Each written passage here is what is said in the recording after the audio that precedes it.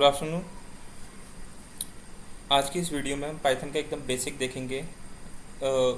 काफ़ी बच्चों की डिमांड थी कि एकदम पाइथन को ज़ीरो से स्टार्ट किया जाए, एकदम ज़ीरो से। तो मैंने पहले भी बहुत सारी वीडियो डाली हैं जिसमें पाइथन के काफ़ी सारे सिंटेक्स तुम लोगों को सिखाएं, जैसे कि इफ एल्स की एक वीडियो डाली थी, वेरिएबल से रिलेटेड वीडियोस डाली हैं, लूपिंग की वीडियो डाली है। बट इस वीडियो के अंदर हम सबको एक साथ कवर करने की कोशिश करेंगे, और साथ के साथ मैं तुम्हें उन वीडियोस की लिंक भी डिस्क्रिप्शन बॉक्स में दे दूंगा। तो जो वीडियोस है, जैसे कि वेरिएबल की वीडियो को मैंने काफ़ी वेरिएबल्स को बहुत डीपली डिस्कस किया है उसके अंदर। इफ एल्स की जो वीडियोस में इफ एल्स के कॉन्सेप्ट डिस्कस किए हैं, तो उस वीडियो को जाके देखना, डिस्क्रिप्शन बॉक्स में तुम्हें लिंक मिल जाएंगे। तो आज की इस वीडियो में सबसे पहले हम डिस्कस करेंगे सिंटेक्स क्या होता है, पाइथन का जो सिंटेक्स है वो क्या है। देन हम वेरिएबल्स पे जाएंगे। वेरिएबल्स के बाद हम देखेंगे कमेंट्स पाइथन में, कि कमेंट्स क्या होते हैं, क्या यूटिलाइजेशन क्या है इनका कमेंट्स करने का। उसके बाद स्ट्रिंग देखेंगे थोड़ी सी, देन देखते हैं आगे। तो सिंटेक्स होता क्या है, किसी भी प्रोग्रामिंग लैंग्वेज का सिंटेक्स क्या होता है। सिंटेक्स का मतलब होता है कि ये जब हम कोई भी प्रोग्रामिंग लैंग्वेज की अगर हम बात करें कि हम उसमें कोड किस तरीके से लिखेंगे। हर प्रोग्रामिंग लैंग्वेज अपने अपने तरीके बताती है कि तुम्हें किस तरीके से कोड को लिखना है, किस तरीके से कौन सी चीज़ वर्क करेगी। जैसे सपोज कर मैं यहाँ पर प्रिंट लिखता हूँ, प्रिंट के अंदर लिख देता हूँ हेलो हेलो हेलो पाइथन। ठीक है, अब ये हेलो पाइथन क्या है। हेलो पाइथन मेरा एक सिंटेक्स है कि जब भी तुम्हें कोई कंसोल पे कोई भी वैल्यू प्रिंट करानी है, कुछ भी प्रिंट कराना है, तो तुम्हें प्रिंट के अंदर इस तरीके से वो वैल्यू को लिख देना है। ठीक है, तो ये एक सिंटेक्स है, प्रिंट का सिंटेक्स है कि पाइथन में वैल्यू को प्रिंट कैसे कराया जाएगा। तो इस कोई पूछता है क्या होगा, तो ये इस तरीके से हम इसको प्रिंट करेंगे। ठीक है, मैं इसका कंसोल खोल लेता हूँ। ठीक है, देखो पाइथन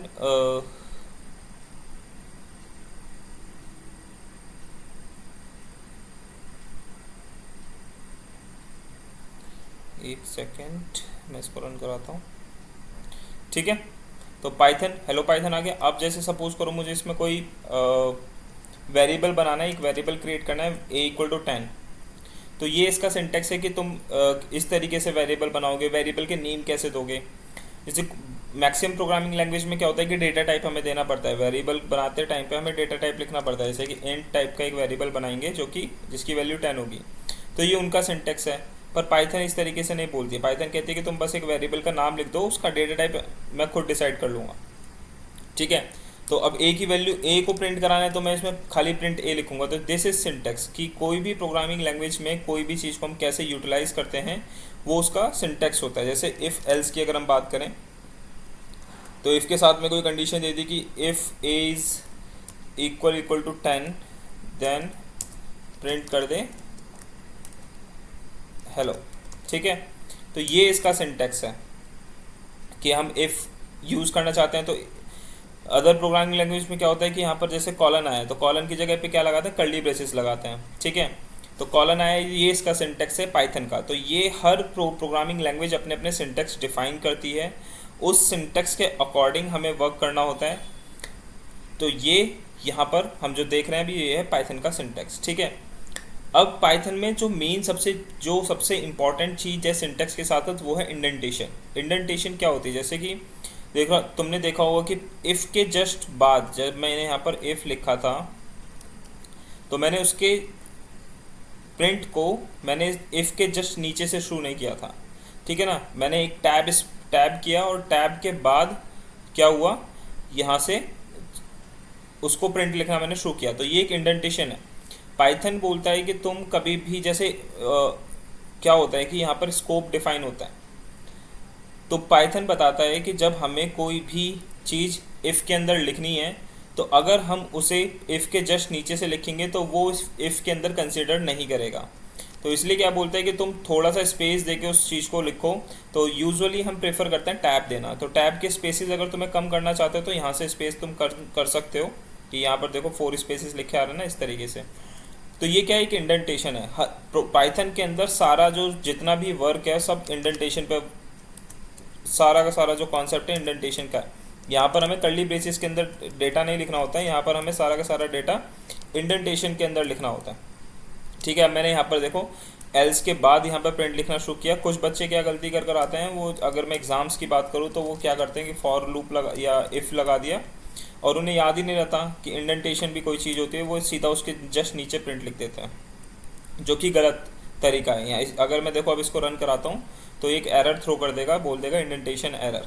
तो ये एरर भी तुम्हें याद होनी चाहिए कि अगर मैं इंडेंटेशन फॉलो नहीं करूँगा तो कौन सी एरर आएगी, एक इंडेंटेशन एरर मेरे पास आएगी, तो इंडेंटेशन मुझे फॉलो करनी पड़ेगी। तो याद रखना है कभी भी अगर मैं चाहता हूँ, देखो अगर मैं चाहता हूँ कि अब इस एल्स के अंदर डेटा ना आए, ठीक है ना, ये एल्स यहीं तक रहे, एल्स के अंदर ये प्रिंट हो, उसके बाद नॉर्मल मेरा जैसा प्रोग्राम एग्जीक्यूट हो रहा था वैसा हो, तो मैं क्या करूँगा, तो यहाँ पर मैं प्रिंट लिख दूंगा। अब ये जो प्रिंट है, ये वाला जो प्रिंट है, ये प्रिंट इस एल्स का पार्ट नहीं है, ठीक है ना। तो ये चीज़ें हम डिफाइन कैसे, बता कैसे पा रहे हैं कि ये किसका पार्ट है, ये किसका पार्ट नहीं है, ये हम बता पा रहे हैं इंडेंटेशन की वजह से, ठीक है। तो ये इंडेंटेशन का कॉन्सेप्ट समझ में आया होगा होपफुली। अब ये एरर याद रखनी बहुत ज़रूरी है कि कौन सी एरर आई है।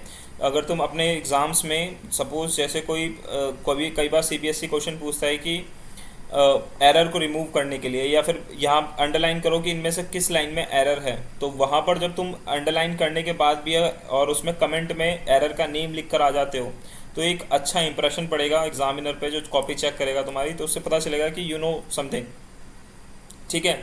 अब यहाँ पर हम देखते हैं वेरिएबल्स की। पाइथन में जो वेरिएबल्स होते हैं, वेरिएबल्स का यूटिलाइजेशन होता है कि वो किसी एक वैल्यू को स्टोर करा के रखते हैं, ठीक है। उनका काम वैल्यू को स्टोर कराने के लिए, जैसे मैंने यहाँ पर एक वेरिएबल बनाया a, ठीक है, a इज वेरिएबल, ठीक है, a क्या है, एक वेरिएबल है। तो a एक वेरिएबल है, वेरिएबल का काम क्या है, एक वैल्यू को स्टोर कराना। वो वैल्यू किसी भी टाइप की हो सकती है, जैसे कि यहाँ पर मैंने एक इंटीजर टाइप की वैल्यू इसके अंदर स्टोर करी है। 10 क्या एक इंटीजर है, तो मैंने एक इंटीजर टाइप की वैल्यू स्टोर करी है। अगर तुम इसका टाइप देखना चाहते हो तो हम यहाँ पर एक फंक्शन यूज़ कर सकते हैं, टाइप, ठीक है ना। यहाँ पर एक फंक्शन टाइप यूज़ किया जा सकता है, तो ये इसका टाइप मेरे को बता देगा। देखो बताया इसने क्लास इंट, तो a क्या है, एक इंटीजर टाइप की वैल्यू को स्टोर करेगा, ठीक है। अब सेम a को मैं यहाँ पर वैल्यू चेंज कर देता हूँ और यहाँ पर लिख देता हूँ हेलो, ठीक है। अब प्रिंट कराते हैं इस a को, या इसका टाइप प्रिंट कराते हैं। तो तुम इसका जब तुम टाइप प्रिंट कराओगे तो तुम देखोगे कि इसका टाइप पहले इंट था, अब इसका टाइप str हो चुका है। str मतलब स्ट्रिंग टाइप की हो गई है। तो वेरिएबल का काम क्या होता है, किसी भी एक वैल्यू को स्टोर करना। यहाँ पर मैंने इंटीजर वैल्यू स्टोर कराई है, सेम वेरिएबल के अंदर मैंने आगे जाके क्या कर दिया है, हेलो स्टोर करा दिया, तो यानी स्ट्रिंग वैल्यू स्टोर कराई है। अदर प्रोग्रामिंग लैंग्वेजेस में जैसे कि जावा और सी या C++ की अगर मैं बात करूँ तो उसमें क्या होता था कि वहाँ मैं डेटा टाइप जब दे देता था, जैसे मैंने तुम्हें सबसे पहले लिख के दिखाया, जैसे मैंने यहाँ पे इंट दे दिया, इंट a, ये सिंटैक्स नहीं है पाइथन का, पर यहाँ मैंने दे दिया सपोज करो, तो उसमें क्या होता था, मैं सिर्फ इंट वैल्यू स्टोर कर सकता हूँ और कोई वैल्यू स्टोर नहीं कर सकता। और पाइथन क्या बोलता है कि तुम बस एक वेरिएबल बनाओ, वेरिएबल का नेम दे दो और उसमें किसी भी टाइप की वैल्यू स्टोर करो। जैसे यहाँ पर देखो, जब मुझे ज़रूरत थी मैंने इसके अंदर 10 स्टोर कर रखा था, इंट वैल्यू स्टोर की है। तो अब मैं इसे चाहूँ तो मैं यहाँ पर इसके अंदर एक स्ट्रिंग वैल्यू भी स्टोर कर सकता हूँ, अगर मैं चाहूँ तो मैं इसके अंदर एक लिस्ट भी स्टोर कर सकता हूँ, इस तरीके से, ठीक है, कोई इशू नहीं आएगा। तो दोनों जगह हम प्रिंट करा के देख लेते हैं, प्रिंट टाइप ऑफ a, ठीक है। इसको रन कराते हैं, देखते हैं एक बार आउटपुट क्या आ रही है। तो देखो, जब a के अंदर हेलो था तो उसकी टाइप इसने str दी, जब a के अंदर एक लिस्ट है तो उसने एक जो उसकी टाइप दी है वो दी है एक लिस्ट टाइप का, ठीक है। तो वेरिएबल का काम क्या है कि वो, सबसे पहली चीज़ हम वेरिएबल से यहाँ ये समझ पा रहे हैं कि वेरिएबल का मतलब ही वेरी करना है। वो वेरी कर सकता है कि उसकी वैल्यू चेंज हो सकती है। अब पहले एक रेस्ट्रिक्शन होती थी कि इंट है तो इंट ही टाइप की वैल्यू चेंज कर सकते हो, बट अब क्या है कि अब हम इस पाइथन में क्या देख पा रहे हैं कि वो किसी भी टाइप की वैल्यू स्टोर कर सकता है। अगर उसके पास इंटीजर आता है तो इंटीजर, स्ट्रिंग आती है तो स्ट्रिंग। स्ट्रिंग मैं चीज़ें लिख देता हूँ थोड़ी सी, तो ताकि तुम्हें समझ में आए। स्ट्रिंग क्या है, collection of character. Collection of character का मतलब है कि वर्ड्स का कलेक्शन। देखो जैसे यहाँ पर H एक कैरेक्टर है, E एक कैरेक्टर है, इसका जब कलेक्ट कर देते हैं, यानी एक वर्ड को जब हम बोलते हैं तो हम उसको स्ट्रिंग बोलते हैं, ठीक है ना। इंट का मतलब है जैसे जो मैथ्स में तुम इंटीजर पढ़ते हो वही इंटीजर की हम यहाँ पे बात कर रहे हैं। फिर यहाँ पर आता है फ्लोट। फ्लोट का मतलब होता है डेसिमल वैल्यू। जब हमें डेसिमल वैल्यू यूज़ करनी होती है पाइथन में तो हम फ्लोट का यूज़ करते हैं। फिर लिस्ट और टपल की हम बाद में बात करेंगे, अभी हम इसकी बात नहीं करेंगे यहाँ पर, ठीक है।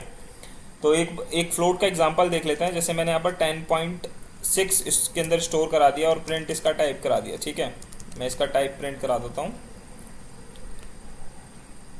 तो देखो यहाँ पर इसका टाइप आया है फ्लोट, ठीक है ना। जब हम एक डेसिमल वैल्यू लेंगे तो वो फ्लोट टाइप की होगी। फ्लोट मतलब डेसिमल, इंटीजर मतलब जैसे कि तुम्हारा -इन्फिनिटी टू +इन्फिनिटी, पर उसके अंदर डेसिमल वैल्यूज नहीं आएंगी। यानी हम जीरो की बात करें, ये भी एक इंटीजर है, 1 भी एक इंटीजर है, 10 भी एक इंटीजर है, ठीक है, -10 भी एक इंटीजर है।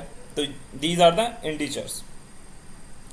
तो वेरिएबल होप सो एक ओवरव्यू क्लियर हुआ होगा कि वेरिएबल हम यूज कैसे करते हैं, वेरिएबल होते क्या हैं, ठीक है ना। मैं कुछ यहाँ पर तुम्हें तरीके बताता हूँ वेरिएबल्स को डिफाइन किस तरीके से किया जाता है। वेरिएबल का नेमिंग कन्वेंशन क्या होती है वेरिएबल की, ठीक है ना। नेमिंग कन्वेंशन की हम यहाँ पे बात करते हैं। ये बहुत ज़रूरी है, नेमिंग कन्वेंशन हमें पता होना बहुत ज़रूरी है। वेरिएबल के नेम हम किस तरीके से देखते हैं। ये एक वैलिड वेरिएबल नेम है, ठीक है ना। A1 is valid, 1A is not valid. ये क्या है, ये वैलिड नहीं है। तो पाइथन क्या कहता है कि तुम कोई भी वेरिएबल का नेम हमेशा किसी कैरेक्टर से ही शुरू करो तो ज़्यादा बेटर है, ठीक है ना। किसी कैरेक्टर से शुरू करो। कैरेक्टर मतलब अल्फ़ाबेट जो होते हैं, A to Z हमारे अल्फ़ाबेट जो होते हैं वो होते हैं कैरेक्टर्स। तो किसी कैरेक्टर से शुरू करो तो ज़्यादा बेटर है, ठीक है। कभी भी कोई नंबर से स्टार्ट नहीं करना है। तुम वेरिएबल्स के बीच में स्पेस नहीं दे सकते। जैसे a space b equal to 10 लिख रहे हो तो ये एक्सेप्टेबल नहीं है। बट तुम इन दो के बीच में स्पेस तो नहीं दे सकते, बट अंडरस्कोर दे सकते हो। दिस इज अंडरस्कोर, ये एक एक्सेप्टेबल है। तो मैं इसको प्रिंट कराता हूँ a_b को, ठीक है। तो देखो यहाँ पर ये वैल्यू प्रिंट कर देगा 10, पर a स्पेस b वैलिड नहीं है। तो वेरिएबल में फिर अगर हम देखें तो ये बोलते हैं कि वेरिएबल केस सेंसिटिव होता है। केस सेंसिटिव का मतलब है, देखो यहाँ पर हमने a की वैल्यू 10.6 दी है और एक कैपिटल A दे दिया, इसकी वैल्यू 10 दे दी। तो यहाँ पर ये स्मॉल a और ये कैपिटल A टोटली डिफरेंट है। केस सेंसिटिव होती है लैंग्वेज जो है, केस सेंसिटिव होती है कि मतलब वो कहना क्या चाह रहा है कि जो स्मॉल है वो भी अलग अलग चीज़ है और कैपिटल A अलग चीज़ है, दोनों में बहुत डिफरेंस है। कई बार बच्चों के करते क्या है कि वो स्मॉल ए वेरिएबल का नेम डिफाइन कर देंगे और एंड में आते आते प्रोग्राम के कैपिटल ए बना देंगे उसे, ठीक है, जल्दी जल्दी में। तो दोनों अलग अलग होते हैं। यहाँ पर अगर तुम स्मॉल ए यूज़ करोगे तो वो 10.6 देगा और तुम कैपिटल ए यूज़ करोगे तो वो 10 देगा। दोनों में ज़मीन आसमान का अंतर मान के चलो, ठीक है। फिर यहाँ पर कुछ टाइप के केसेस होते हैं, जैसे कि कैमल केस, ठीक है। कैमल केस एक वेरिएबल का टाइप हम इस तरीके से दे सकते हैं, जैसे कि ये ले लो, इसमें इस तरीके से लिखा जाएगा वेरिएबल नेम, ठीक है। फिर पास्कल केस में क्या हम करेंगे, पास्कल केस में जो वेरिएबल दिया जाएगा वो दिया जाएगा क्या, पहला वर्ड जो, जैसे इसके अंदर 3 वर्ड है, माई एक वर्ड है, वेरिएबल एक वर्ड है, नेम एक वर्ड है। तो इसमें जो फर्स्ट वर्ड है वो पूरा स्मॉल है, सेकेंड वर्ड का फर्स्ट लेटर कैपिटल होगा और थर्ड वर्ड का फर्स्ट लेटर कैपिटल होगा। बट यहाँ पर क्या होगा, तीनों वर्ड के फर्स्ट लेटर कैपिटल होंगे। हम उसे बोलेंगे, क्या बोलेंगे हम उसे बोलेंगे पास्कल केस, ठीक है। फिर होता है स्नेक केस।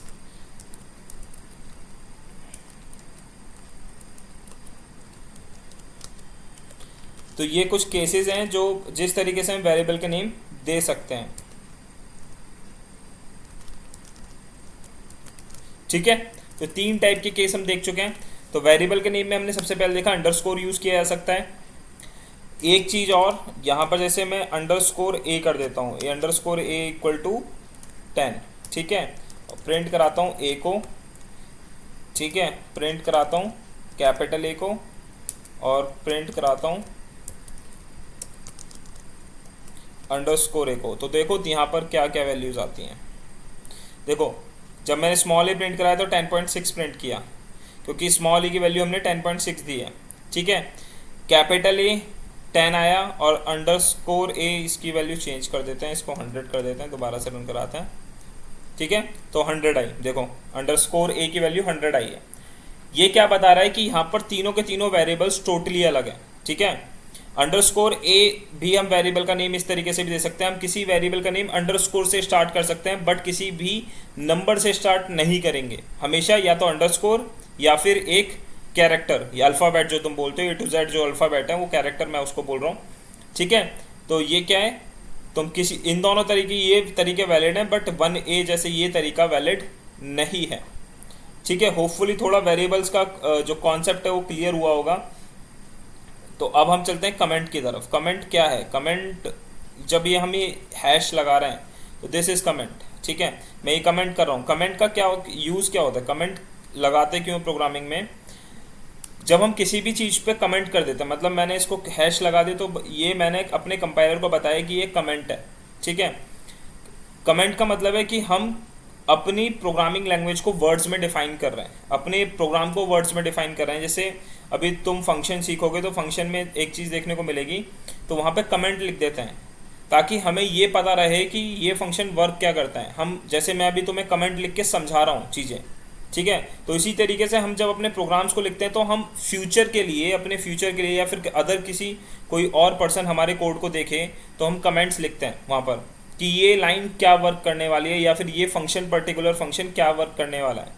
तो ये तो हो गया सिंगल लाइन कमेंट, मैंने हैश दे के सिंगल लाइन कमेंट का यूज़ किया। तुम कंट्रोल और जो फॉरवर्ड स्लैश होता है उसके थ्रू कमेंट कर सकते हो, या फिर शिफ्ट हैश लगा दो। अगर मुझे मल्टीपल लाइन कमेंट करना हो तो मैं ट्रिपल कोट्स का यूज़ करूँगा, ठीक है। और यहाँ पर मैं लिख दूंगा this is multiple line comment. अब देखो ये इसको यूटिलाइज नहीं करेगा। अब मैं यहाँ पर इसको प्रिंट करा देता हूँ, प्रिंट करा दिया मैंने अंडरस्कोर ए को। तो मल्टीपल लाइन कमेंट मतलब मैं एक से ज़्यादा लाइन का कमेंट दे सकता हूँ, ठीक है। तो उसके लिए मुझे क्या यूज़ करना है, ट्रिपल कोट यूज़ करना है, ठीक है। सिंगल लाइन कमेंट अगर मुझे देना है तो मैं यहाँ पर हैश का यूज़ करूँगा, और मल्टीपल लाइन के लिए ट्रिपल कोट्स का। तो ये कमेंट थे, वेरिएबल्स थे, और अभी हमने देखे कि सिंटेक्स क्या होता है, सिंटेक्स क्या होता है, वेरिएबल्स क्या होते हैं। इसके बाद हम कुछ डेटा टाइप्स पे आते हैं कि जो डेटा टाइप्स क्या होते हैं पाइथन में। जैसे अभी हमने देखा कि डेटा टाइप्स हम देख रहे थे कि इंट टाइप का है, और स्ट्रिंग टाइप का है, फ्लोट है, कॉम्प्लेक्स है। तो ये एक डेटा टाइप्स हैं, ठीक है। तो इसमें एक डेटा टाइप क्या होता है, एक बूलियन डेटा टाइप भी होता है यहाँ पर, ठीक है। जैसे मैं प्रिंट कराता हूँ 10 इज लेस देन 9,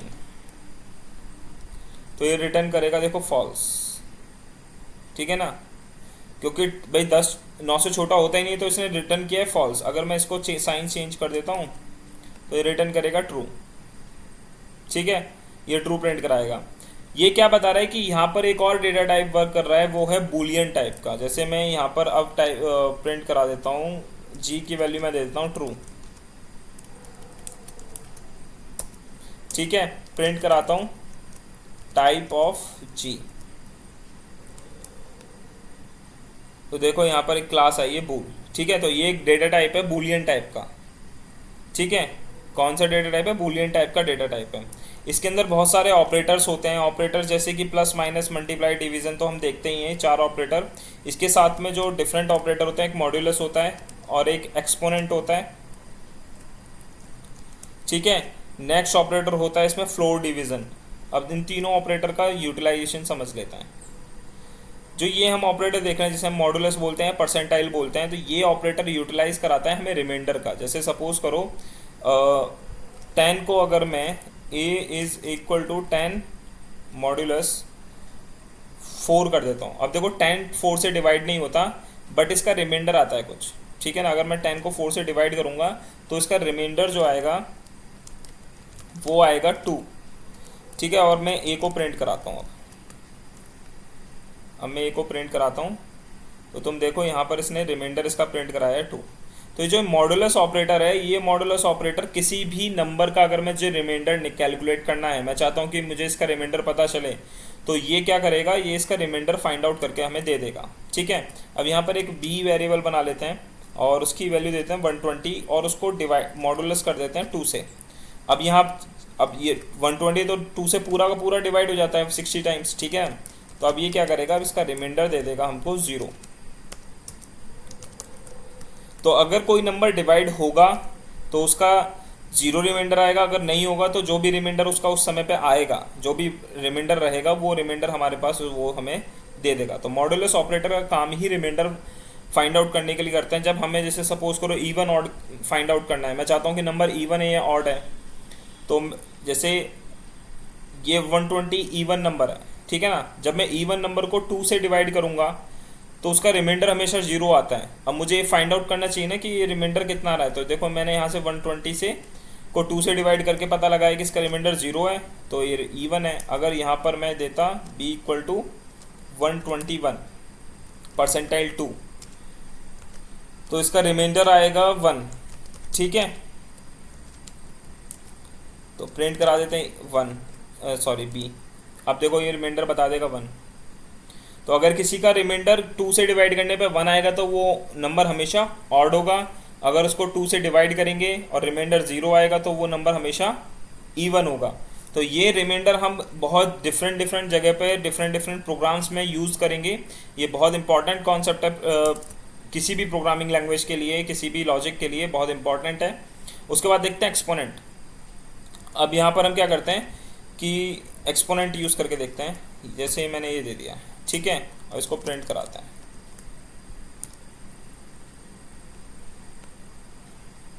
तो देखो 100 प्रिंट किया। अब इसको थोड़ा सा चेंज कर देते हैं, इसको 2 रेज़ पावर 10 कर देते हैं। तो देखो 1024। अब ये क्या कर रहा है, 2 रेज़ पावर, ये इसको मतलब 2 रेज़ पावर जो हम बोलते हैं 10 कर दिया है ना। तो एक्सपोनेंट का क्या काम है, जब भी हमें पावर निकालने, जैसे हमें 2 स्क्वायर निकालना है, 2 क्यूब निकालना है, 2 रेज़ पावर 10 निकालना है, 2 रेज़ पावर 20 कैलकुलेट करना होता है मुझे, तो मैं क्या करूँगा, एक्सपोनेंट ऑपरेटर का यूज़ करूँगा। तो देखो इसने 2 रेज़ पावर 20 कैलकुलेट मुझे करके दे दिया। फ्लोर डिवीज़न, अब देखते हैं फ्लोर डिवीज़न का क्या काम है। इसको थोड़े से अलग तरीके से समझने की कोशिश करते हैं कि एक वेरिएबल बनाते हैं div नाम से, और उसे 100 को डिवाइड करते हैं 3 से। जब मैं 100 को डिवाइड करूँगा 3 से, तो ये मेरे को रिटर्न करेगा 33.33 समथिंग कुछ वैल्यू, ठीक है। जब मैं 100 को 3 से डिवाइड करूँगा 1/3 यानी 33.33 समथिंग कुछ आएगा। अब क्या करेंगे, हम यहाँ पर करेंगे फ्लोर डिवीज़न। अभी तो हमने डिवीज़न किया, अब करेंगे फ्लोर डिवीज़न सेम नंबर का,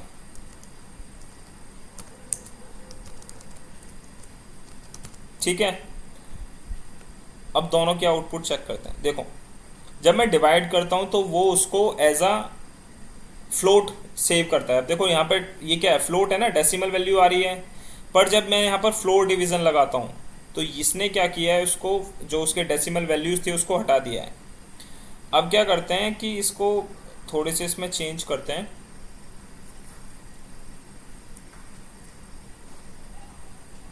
वन 130 को डिवाइड करते हैं 3 से, ठीक है।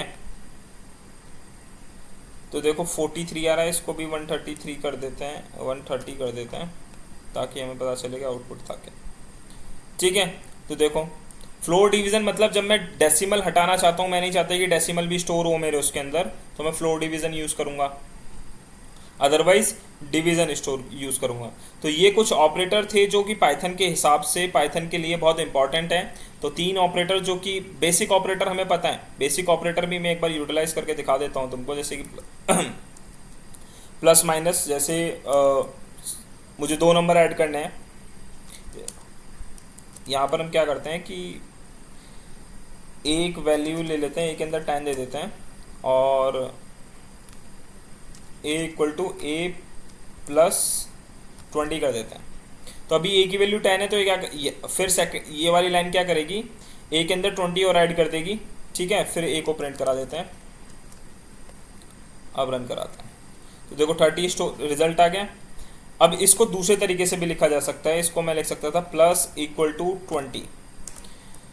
जैसे ये plus a equal to a plus 20 और a प्लस इक्वल टू 20, दोनों में कोई डिफरेंस नहीं है, दोनों काम सेम ही करेंगे, दोनों सेम वर्क करेंगे, बस लिखने का तरीका हमने यहाँ पे बदल दिया है, ठीक है। अब प्रिंट करा देते हैं। a की वैल्यू तो अब आनी चाहिए 50, क्योंकि 20 यहाँ ऐड करेगा, फिर 20 यहाँ ऐड करेगा, तो 50 हो गया, तो आउटपुट आ गया 50, ठीक है। तो सेम चीज़ यहाँ पर मैं माइनस भी यूज़ कर सकता था। तो पहले 20 ऐड हुआ, 30 हुआ, फिर -20 हो गया तो 10 हो गया। सेम यहाँ पर मैं मल्टीप्लाई भी यूज़ कर सकता था। जब मैं मल्टीप्लाई यूज़ करता हूँ तब भी ये इसी तरीके से वर्क करेगा, a is equal to A multiply by 20। ठीक है। अगर जब मैं माइनस यूज़ कर रहा था तब भी इसका मतलब ये होता है a equal to A minus 20। ठीक है। तो देखो 600 हमारा आउटपुट आ गया। ठीक। तो होपफुली आज की इस वीडियो में एक बेसिक ओवरव्यू क्लियर हुआ होगा पाइथन का। नेक्स्ट वीडियो में हम कुछ और कॉन्सेप्ट डिस्कस करेंगे। अभी आज हमने वेरिएबल्स देखे, कुछ ऑपरेटर्स देखे, डेटा टाइप्स देखे, बुलियन वेरिएबल देखे और सिंटैक्स देखा, कमेंट कैसे करते हैं ये देखा। तो अगर वीडियो अच्छी लगे तो लाइक ज़रूर करना, वीडियो को शेयर कर देना अपने दोस्तों के साथ, चैनल को सब्सक्राइब करो। जल्दी मिलेंगे नेक्स्ट वीडियो के साथ में, तब तक के लिए जय हिंद जय भारत।